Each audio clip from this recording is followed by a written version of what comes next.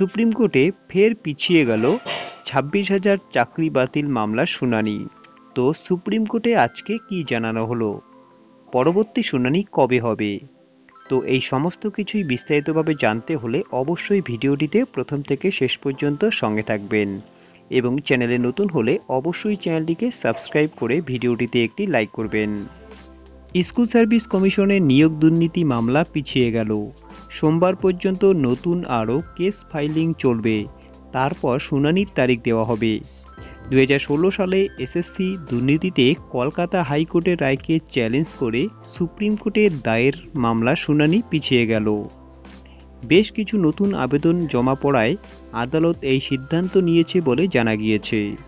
তাদের নিজেদের বক্তব্য 4 সদস্যের কমিটিকে জানাতে সুযোগ দেওয়ার জন্য শুনানি পিছানো হয়েছে। সোমবারের মধ্যে নিজেদের বক্তব্য কমিটিকে জানাতে হবে নতুন মামলাকারীদের। এসএসসি নিয়োগ দুর্নীতিতে প্রায় 26,000 প্রার্থীর চাকরি বাতিল করেছে কলকাতা হাইকোর্ট। সেই রায়কে চ্যালেঞ্জ করে সুপ্রিম কোর্টে মামলা দায়ের হয়। এসএসসি প্রায় 26,000-এর চাকরি বাতিলের মামলা চলছে সুপ্রিম কোর্টে। আদালত আগেই জানিয়েছিল 5 পক্ষের বক্তব্য শুনবে।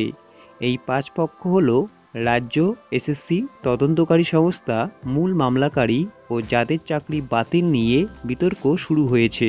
প্রধান বিচারপতি বলেন, যোগ্য ও অযোগ্যদের এসএসসি চিহ্নিত করতে পারলে এত লোককে চাকরি থেকে বরখাস্ত করার কোনো দরকার নেই। জবাবে এসএসসি জানায়, যোগ্য ও অযোগ্যদের আলাদা করার মতো পর্যাপ্ত তথ্য রয়েছে তাদের কাছে। এরপরই আদালত 4 সদস্যের একটি কমিটি গঠন করে সংশ্লিষ্ট সমস্ত পক্ষকে সেই কমিটির কাছে নিজেদের বক্তব্য জানানোর নির্দেশ দেয়। সুপ্রিম কোর্টে অযোগ্য ও অবৈধভাবে চাকরি প্রাপকদের সংখ্যা জানিয়ে দিল স্কুল সার্ভিস কমিশন।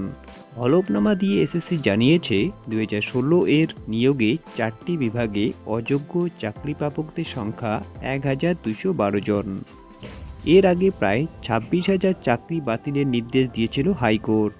সেই নির্দেশকে চ্যালেঞ্জ করে সুপ্রিম কোর্টে মামলা করে রাজ্য সরকার ও এসএসসি।